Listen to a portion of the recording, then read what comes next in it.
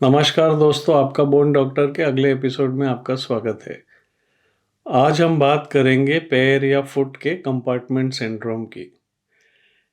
ये एक बहुत डेवास्टेटिंग कंडीशन है क्योंकि यहाँ अगर प्रॉब्लम हो गया तो पेशेंट का चलना फिरना बंद हो सकता है या एबनॉर्मल हो सकता है। और निग्लेक्टेड केसेस में मैंने एम्पुटेशन भी देखी हुई है एक्यूट फेज के दौरान, और कॉम्प्लिकेशंस जिससे पेशेंट का फुट पेनफुल रहता है उसके लिए भी देखी गई है। तो डायग्नोसिस कैसे करते हैं? जैसे कि आप ये फुट देखें, अभी यहाँ इतना ब्लीडिंग और टेंस है ये फुट के अंदर एडिमा हो गया है और सर्कुलेशन एम्बैरस हो रही है। तो डायग्नोसिस कैसे करते हैं? सीवियर और प्रोग्रेसिव फुट पेन होता है जो पैसिव मूवमेंट टोस की करने से बढ़ता है। कंपार्टमेंट फर्म फील होते हैं और कंप्रेसिबिलिटी भी कम हो जाती है, काफ़ी टेंस हो जाते हैं कंपार्टमेंट।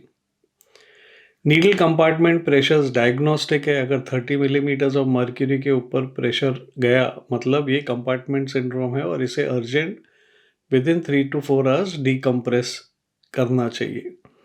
और इसकी ट्रीटमेंट यूजुअली इमरजेंसी फेशियोटॉमी होती है।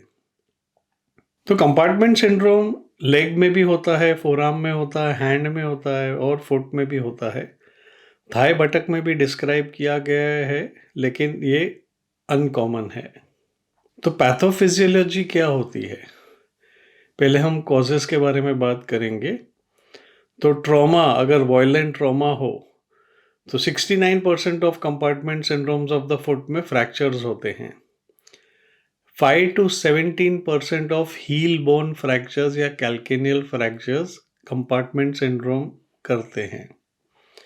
अगर फुट में क्रश इंजरी हुई, सिवियर एंकल स्प्रेन हुआ, gun shot wound, burns, tight dressing या पोस्ट सर्जरी भी हो जाता है कभी अगर अंदर ब्लीडिंग हो गई तो, और पोस्ट इस्चीमिया स्वेलिंग के बाद भी होता है।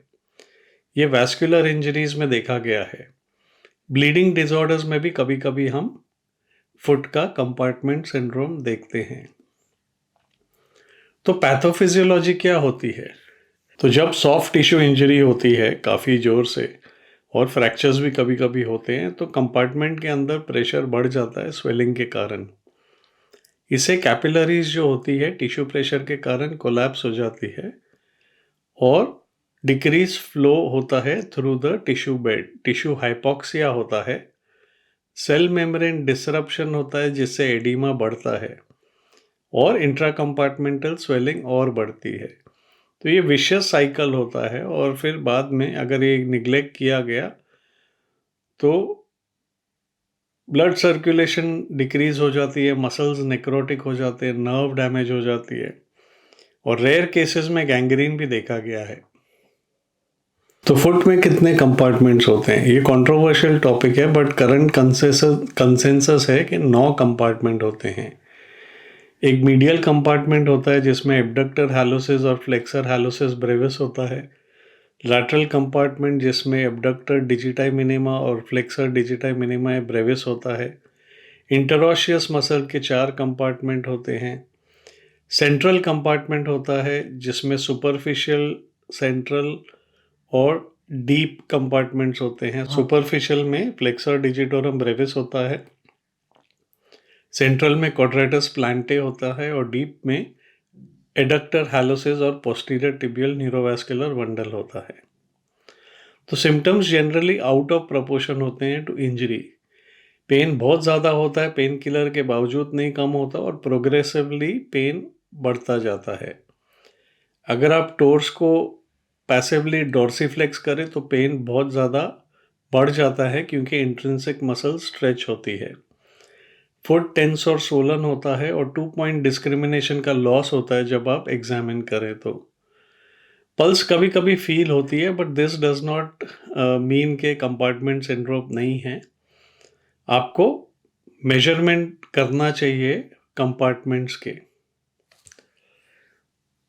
तो कंपार्टमेंट प्रेशर मेजरमेंट किन पेशेंट्स में करते हैं? पॉलीट्रोमा पेशेंट्स में जो अलर्ट रिलायबल नहीं है लेकिन हमें लगता है कि कंपार्टमेंट बहुत टेंस है। इनकंक्लूसिव फिजिकल एग्जामिनेशन फाइंडिंग्स, जहां हम श्योर नहीं हैं लेकिन बॉर्डरलाइन केस है तो हमें प्रेशर मेजर करना पड़ता है। तो टेक्निक कैसे होती है? हम वेरियस कंपार्टमेंट्स मेजर कर सकते हैं, जैसे कि सेंट्रल कंपार्टमेंट, मीडियल कंपार्टमेंट और इंटरओशियस कंपार्टमेंट। तो सेंट्रल कंपार्टमेंट हम मेजर करते हैं base of the first metatarsal में नीडल डाल के। नीडल को हम डायरेक्ट करते हैं lateral and plantar through the abductor hallucis. Medial compartment का प्रेशर मेजर करते हैं base of first metatarsal. Needle को हम एडवांस करते हैं 2 सेंटीमीटर एब्डक्टर हैलोसिस के अंदर। इंटरओशियस कंपार्टमेंट सेकेंड, थर्ड और फोर्थ वेब स्पेस में हम नीडल को एडवांस करते हैं 2 centimetre to puncture the extensor fascia. और लैटरल कंपार्टमेंट हम मेजर करते हैं mid shaft of fifth metatarsal में 1 सेंटीमीटर हम नीडल एडवांस करते हैं और मेजर करते हैं। प्रेशर 30 मिलीमीटर से कम होना चाहिए। तो ऑपरेटिव ट्रीटमेंट क्या होती है? Emergency foot fasciotomy. एक टाइम एस्टैब्लिश हो गया कि पेशेंट को कंपार्टमेंट सिंड्रोम है, कंपार्टमेंट मेजरमेंट अगर 30 to 45 मिलीमीटर्स ऑफ मर्क्यूरी के अंदर है, तो हमें इमीडिएटली फेशियोटॉमी प्लान करना चाहिए। तो फेशियोटॉमी कैसे करते हैं? डुअल डोर्सल इंसिशन, ये गोल्ड स्टैंडर्ड है फुट के फेशियोटॉमी के लिए। तो अप्रोच क्या होती है? डोर्सल मीडियल इंसिशन होती है, medial to the second metatarsal. Release करते हैं हम first and second interosseous, medial and deep central compartment. Dorsal lateral incision होती है, lateral to the fourth metatarsal. Release करते हैं हम third and fourth interossei, lateral, superficial and medial central compartments. तो technique क्या होती है? डोर्सल फेशिया हर एक इंटरओशियाई का लॉन्जिट्यूडिनली खोलते हैं और मसल को हम स्ट्रिप करते हैं फर्स्ट इंटरओशियस कंपार्टमेंट में मीडियल फेशिया से। हमें एक मीडियल इंसिशन ऐड करनी पड़ती है कभी कभी कैल्केनियल कंपार्टमेंट खोलने के लिए। तो ये 3 इंसिशंस में डीकम्प्रेस हो जाता है फुट। सो वुंड को हम खुला रखते हैं, हम वैक्यूम ड्रेसिंग दे सकते हैं और डिलेड हम स्किन क्लोजर अटेम्प्ट करते हैं। अगर तो क्लोज हो गया तो ठीक है, वरना स्किन ग्राफ्टिंग करना पड़ता है। अगर तो फ्रैक्चर और इंजरीज ज़्यादा है फुट में, तो हम फिक्सेटर भी डाल सकते हैं फुट में, ताकि ड्रेसिंग करने को ईजी हो जाए और फुट में डिफॉर्मिटीज़ ना हो। तो कॉम्प्लिकेशंस या सीक्वेले क्या होते हैं? अर्ली कॉम्प्लिकेशन हो सकती है मायोनेक्रोसिस, मायोग्लोबिन यूरिया हो गया तो किडनी डैमेज हो सकती है। लेट कॉम्प्लिकेशंस में होता है डिफॉर्मिटी, कॉन्ट्रैक्चर, क्लॉटो कॉमनेस्ट है, केवस फुट हो सकता है। नर्व इंजरी के कारण क्रॉनिक न्यूरोपैथिक पेन हो सकती है। और टिश्यू कंसर्न्स के बारे में, अगर वुंड हील नहीं हुआ तो क्रॉनिक अल्सरेशन हो सकती है। कई पेशेंट्स का फुट बच जाता है लेकिन इनसेंसेट होता है, पेनफुल होता है और इन्हें एम्पुटेशन करके आर्टिफिशियल फुट लगाना पड़ता है। तो मैनेजमेंट क्या है सीक्वेले के? माइल्ड डिफॉर्मिटी होगी तो एनाल्जेसिक्स, पेन वगैरह, पेन किलर देते हैं। पैसिव मोबिलाइजेशन, स्ट्रेचिंग करते हैं। एग्रेसिव रिहैबिलिटेशन करते हैं। हम ऑर्थोसिस या स्पेशल शू मॉडिफिकेशन कर सकते हैं और स्किन केयर करना होता है, स्किन को ड्राई रखना पड़ता है।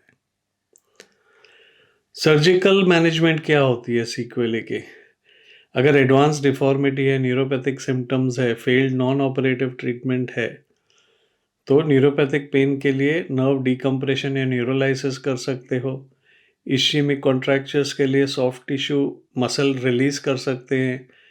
मायोटेंडनस लेंथनिंग कर सकते हैं। मसल रिसेक्ट कर सकते हो, फाइब्रोटिक टेंडन ट्रांसफर्स कर सकते हैं। फ्यूजन, ऑस्टियोटोमी, आर्थरोडिसिस।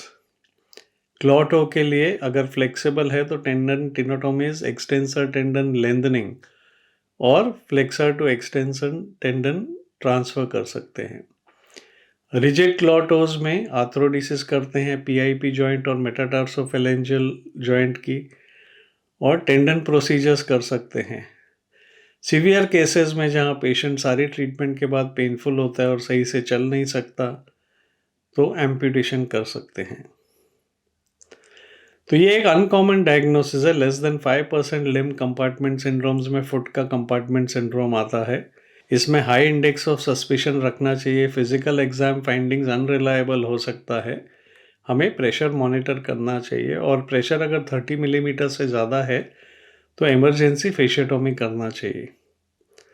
तो आज का एपिसोड यहीं ख़त्म होता है। अगर आपको पसंद आया हो तो लाइक बटन दबाइए, शेयर बटन दबाइए, बेल आइकॉन दबाइए और हमारा चैनल देखने के लिए बहुत बहुत धन्यवाद। Thank you.